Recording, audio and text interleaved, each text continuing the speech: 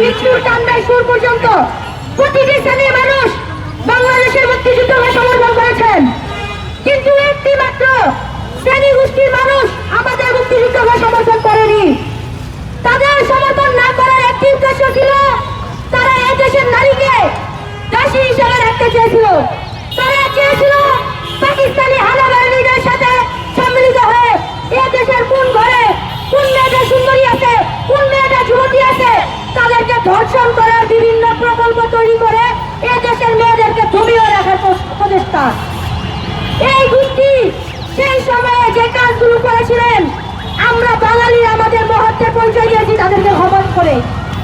কিন্তু আজকে আমি আপনাদের সকলকে বলবো, এই কাহিনী ধারাবাহিকভাবে যে তারা চলমান করছে, এটা ক্ষমার যোগ্য নয়।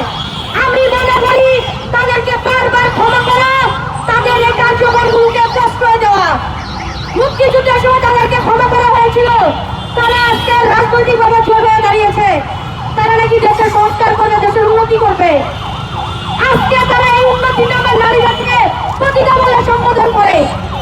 তারা নারীদেরকে কোনো সম্মানের জায়গার মধ্যেই রাখে না। তাদেরকে যদি আমি এই ঘটনার পরে আবার ক্ষমা করি, তাহলে তারা যে পুনরায় আবার নারীদেরকে সম্মান করবে না, থমিয়ে রাখবে না। কেউ কি কথা দিতে পারবে? পারবে না।